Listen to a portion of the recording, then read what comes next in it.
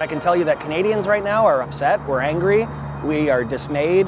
They're absolutely insane. Our two countries have worked together forever. Well, it all comes to Donald Trump, right? The constant jokes about annexing Canada, Canada being the 51st state. It's absolutely ridiculous. What he wants is to see a total collapse of the Canadian economy. He called our border a fictional line and repeated his disrespectful 51st state rhetoric. That'll make it easier to annex us. Canadians are angry. And the President of the United States isn't backing down. Why would we pay $200 billion a year in subsidies to Canada when they're not a state? You do that for a state, but you don't do that for somebody else's country. So I think Canada is going to be a very serious contender to be our 51st state. This anger is reshaping Canadian politics. A new prime minister's been sworn in despite never being elected to a political office. We didn't ask for this fight, but Canadians are always ready when someone else drops the gloves.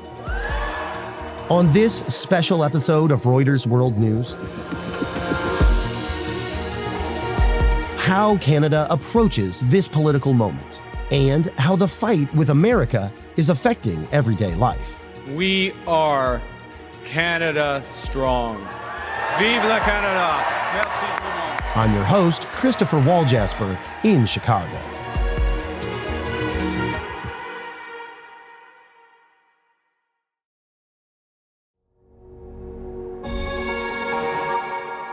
I'm joined today by our Canada Bureau Chief, Caroline Stauffer. Caroline, how's Toronto?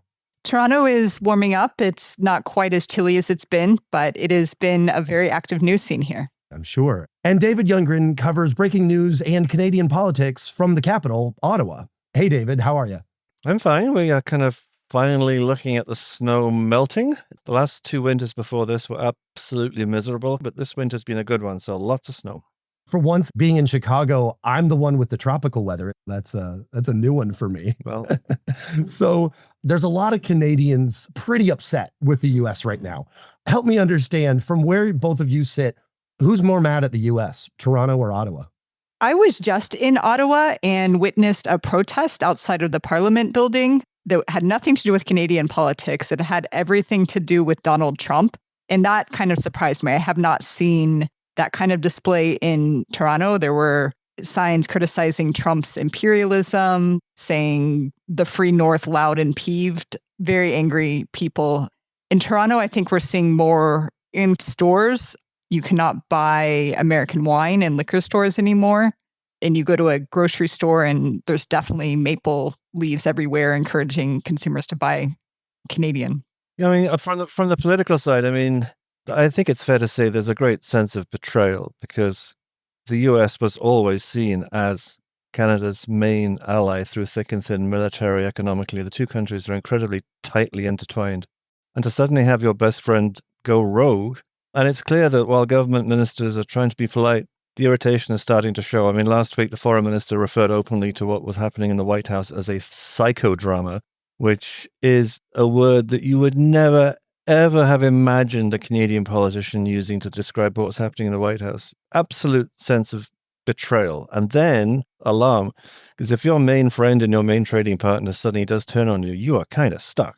Because the Canadians, they have free trade deals with various small countries. They have a free trade deal with the European Union. But I mean, the States takes 75% of all exports. Certainly. So some Americans hear Trump say things about making Canada the 51st state and see it as hyperbole. But it seems that that's maybe not how Canadians see it. Yeah, I think early on, when Trump first started posting on social media about the 51st state, Canadians sort of thought, okay, that's a joke. It's not particularly funny. That started to change about a month, 6 weeks ago, when it has been one of Trump's most relentless posts on social media, the 51st state. Canadians would be better off. It's at least once a week, if not every day, that this comment comes up. But it'll be for the state, one of our greatest states, maybe our greatest state. And then Trudeau actually told a room full of business leaders that he did think the threat was serious, and he thinks that Trump is interested in Canada's natural resources. Yeah, I mean, Trudeau was giving an address to business leaders, and his comments in public were fairly bland. And then as the reporters were let out of the room, he began expressing his feelings much more frankly, but it was done in such a way that any reporter with half a brain and a microphone could actually hear what was going on. So it was clear that Trudeau wanted the message to get out, that Trump was serious about annexation. Now, there are many, many reasons to believe this would be astoundingly complicated, especially when Trump talks about minerals. He seems fixated on getting a more reliable supply of Canadian critical minerals, and he's also fixated on the Arctic. Now, the challenge with this idea is that the Canadian Arctic is 4.4 million square kilometers of not very much. Basically, it's ice. It's ice and frozen waterways. I've been to the Arctic several times. It is an astoundingly difficult place to work in, and climate change is only making things worse. As someone said to me many years ago, we know how to drill in normal ground, we know how to drill in permafrost, but what we don't know how to do is to drill in permafrost that's melting. So you have stories. You have stories of rigs suddenly lurching 45 degrees because the ground underneath the rig suddenly melted. So you can't just waltz in and start mining in the Arctic. It's just not going to happen. Okay, I have to ask, and maybe David, you can explain this to me. Last weekend on Saturday Night Live, Canadian comedy legend Mike Myers was on and was wearing a shirt defending Canada, and then mouthed this phrase, elbows up, and kind of, tapped his elbow. And this seems like a rallying cry. We've seen this other places. I think even Trudeau said it at one point. It's not a phrase I'm familiar with down here. Can you explain the elbows up? Yeah, it's the equivalent to gloves off or studs up in soccer, gloves off in boxing. Elbows up is a hockey term, yeah? If you fly into a confrontation with someone with your elbows up, you are clearly sending a message that you're ready for a fight. You want to do them some harm, yeah? It basically means enough nonsense, we're getting serious now. So yeah, it's a very, very Canadian phrase. So let's jump into the politics here. The Liberal Party last weekend elected outsider Mark Carney as their head. He was sworn in as prime minister on Friday. Does the average Canadian think that he's going to have the mettle to stand up to Trump and all of this rhetoric? These are very unusual times. I mean, let's make quite clear here that in a normal political cycle, Mark Carney wouldn't get within 2,000 miles of where he is. I mean, he's the first person ever to have become prime minister without any political experience at all. He's never been a legislator, much less a cabinet minister. He is the ultimate outsider. But what people appear to want is someone who can deal with Trump, someone who has a lot of experience of dealing with crises. So Mark Carney, when he was central bank governor in Canada, dealt with the 2008-2009 financial crisis. And when he was in England, he dealt with Brexit. And there are criticisms in both countries of how he managed elements of both those crises, but I think it's generally accepted he did pretty well. So he comes in with no experience whatsoever, saying, look, these are extraordinary times. You need my experience. So that certainly won him the leadership of the Liberal Party in a landslide. But polls tend to suggest that he is tied with the opposition Conservative Party, who are most likely to be the main rivals. And it is quite likely that you have two parties both telling electors, give me a strong mandate to deal with Trump. Whoever wins is going to have a minority of seats in Parliament. And in Canada, minority governments tend not to last very long. And because you can fall at any point, you'll continually try to shore up your support. So these could be very, very unpredictable times.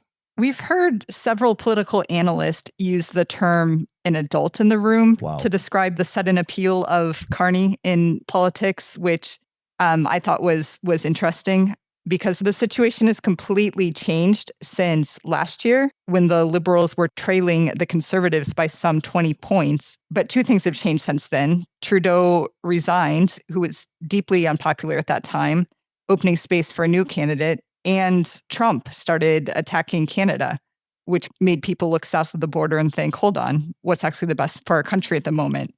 And in comes Carney.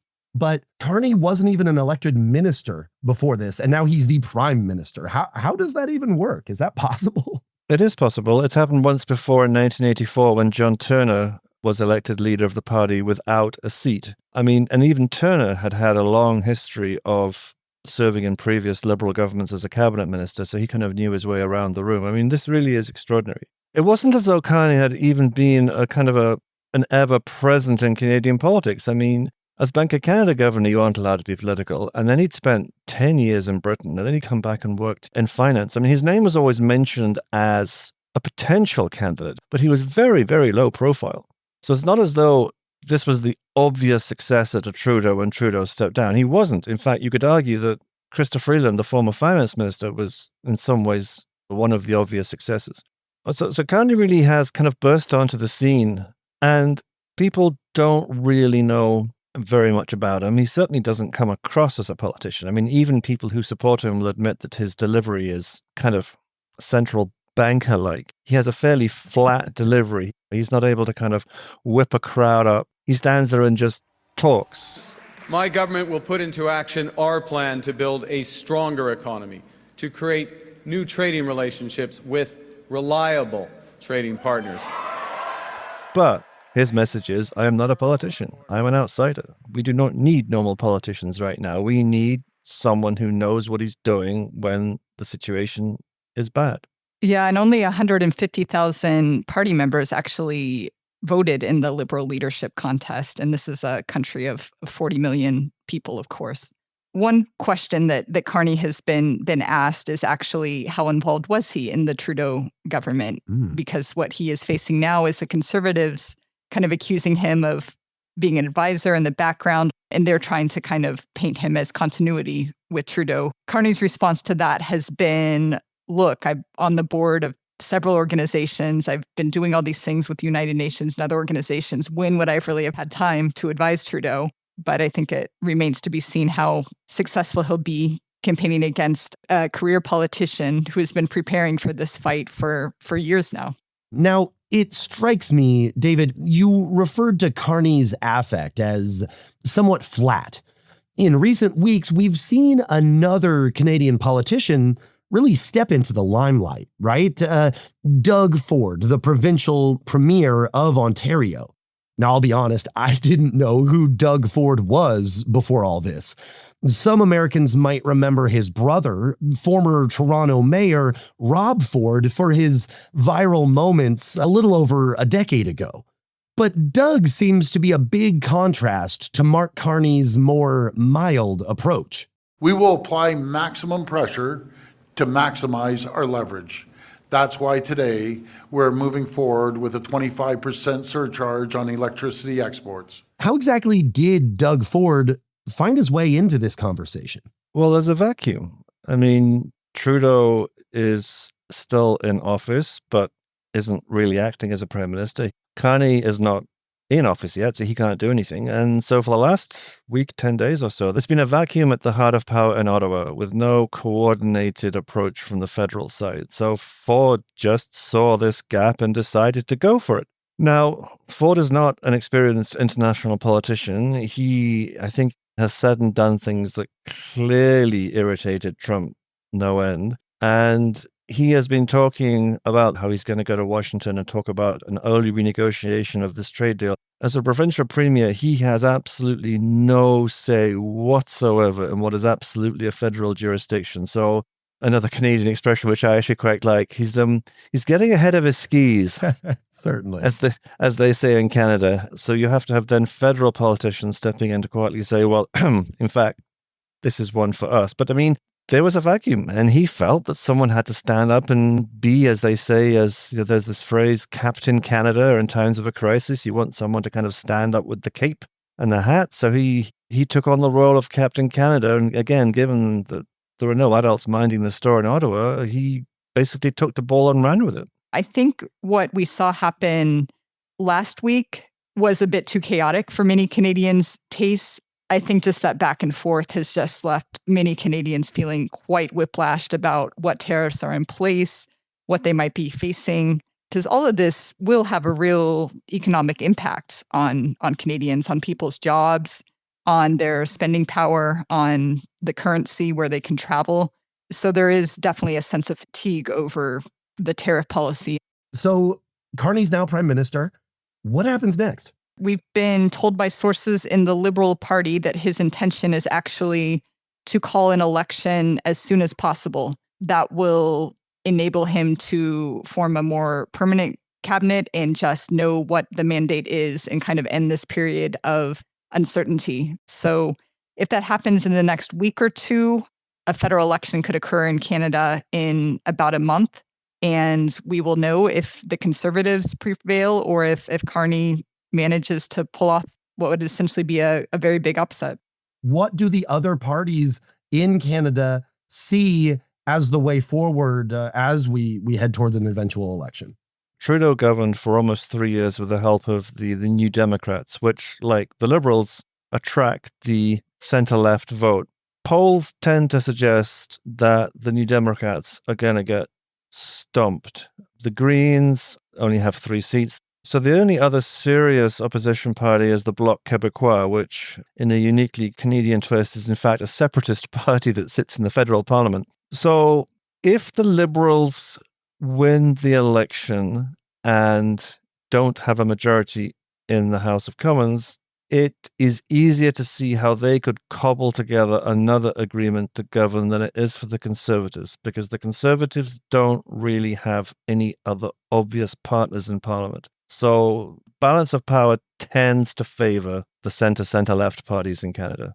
But as Caroline mentioned, the Conservatives were seeing a rise in popularity before this breakdown with the U.S. What was behind that increase? As we saw in many parts of the world coming out of the pandemic, Canadians grappled with high inflation and cost of living, here in particular, a housing crisis. And it really seemed to be economic factors that were kind of behind the decline in Trudeau's approval numbers. So I think that's also behind the rise of the leader of the Conservative Party, Pierre Poilievre. He had participated in some anti-government, anti-vaccine mandate protests in Canada and gotten some attention that way. And some of the factors that were behind Trump's election in the United States have also played out in Canada, at least before we got into this trade situation. Yeah. And also Trudeau is a very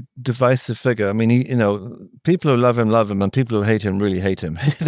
there isn't much middle ground. And when he came into power in 2015, he replaced a fairly, should we say, stolid Conservative Prime Minister who wasn't very exciting. And Trudeau came in overtly pro-feminist, pro-LGBT, just a fresh face, funny, confident. I mean, Trudeau mania really was a word. I mean, I went with him on his first trip to Manila in November 2015. He was mobbed in a conference center. His security detail had to kind of pluck him out of this crowd and whisk him away. But to Caroline's point, I mean, COVID didn't help in the sense that Trudeau came on TV almost every day to reassure Canadians about what the government was doing. Don't be scared, we've got your backs. And I think people who work for him will admit now he was grossly overexposed. And Caroline's point, the ructions caused by COVID, a lot of people lost their jobs, a lot of people died. And the combination of people being fed up with COVID and just fed up with government and fed up with Trudeau. Yeah, in the last 18 months before the Trump threats, his figures were through the floor. But this is nothing unusual in Canadian politics. I mean, Canadian prime ministers very rarely last more than 9 or 10 years. So what's unusual about the prospect of a Carney victory is that the lifespan of the government, which would normally have ended at about 10 years with the Conservatives coming in, could be extended in such a way that the Liberal government lasts longer than it would normally have done. Now, I wonder, we've talked a lot about the trade war and the flaring up of tensions with Donald Trump. There's been a lot of conversation about who's going to feel the effects of this trade war more. But do we know who's going to win and who's going to lose? I think economists would say pain will be felt on both sides of the border. And certainly Canadian officials, while trying to negotiate these tariffs, they've been a bit shocked, I think, to go to Washington and kind of come out of meetings not thinking that the Americans really realize that tariffs will result in higher prices in the United States. That's particularly when Trump was talking about tariffs on energy. Canada is the number 4 energy exporter. 90% of its oil goes to the United States. all of the oil refineries in the US Midwest, around Chicago, Detroit, those areas are refining Canadian oil. So to suddenly add a tariff to that oil would massively increase gas prices in the United States. There's now an exemption for certain products in the current trade dispute, but certainly anytime you add a tariff, you're adding a tax to American consumers. So there will be inflation on both sides of the border, essentially. With the tariffs particularly targeting steel and aluminum, we saw Carney go out and visit steel workers in Ontario, and those workers are, of course, very terrified. Okay, so the vast majority of Canada's exports go to the United States. But what does the flip side of that look like? How could people in the U.S. feel the pain from this? I mean, part of this is linked to the auto industry, and this is why I think this is why the Canadians are so bemused, because the average auto made in North America crosses the border like 6 or 7 times. And if you're going to impose a tariff on the as yet not fully constructed auto every time it crosses the border, then you have the price of a final car in the States going up $12,000 in price. Wow. To Caroline's point, as gas prices begin to jump, as the cost of a new car begins to jump, as the cost of some foodstuffs begins to jump, as the cost of beer cans, because aluminium prices have gone through the roof, inflation is going to tick up pretty quickly. And you get the impression that at least part of the Canadian approach is just to kind of wait and watch and kind of come out of this relatively unscathed because the Americans just decide, okay, enough is enough. But how realistic that is, I don't know. I mean, Trump doesn't sound like the kind of person who gives up quickly. Now, Canada, I think 23% of Canada's GDP is comprised of trade, and I think the figure for the States is 1.5%. Canadians need the Americans far more than the Americans need the Canadians. I mean, the US economy is 10 times the size of Canada's, so it will at best be a valiant defensive action because they have a lot more to lose than the Americans do. Now, Carolyn, before you were Canada's bureau chief, you were my bureau chief here in Chicago and covered the Midwest, a lot of which voted for Trump. And as you pointed out, there's a lot of potential impacts to this trade war that could affect Trump's base. So how might that resonate with voters? I think it's still unclear. In his first term, Trump took a lot of trade actions that really hurt American farmers. He compensated for that by giving them large amounts of aid to counteract the lost markets on trade. So a lot of farmers kind of came out of those 4 years feeling like Trump had their back, even though the policies weren't particularly beneficial to them. This time around, it seems like a lot of Trump voters were upset about inflation. A lot of cattle go back and forth across the border, and tariffs on Canadian beef and cattle could actually increase beef prices in the United States, beef being a popular item in the Midwest, and the same, of course, with autos and trucks. So I think it's an unfinished question, but the previous Trump term did show that Trump voters would stick with him even after facing policies that did not particularly benefit them.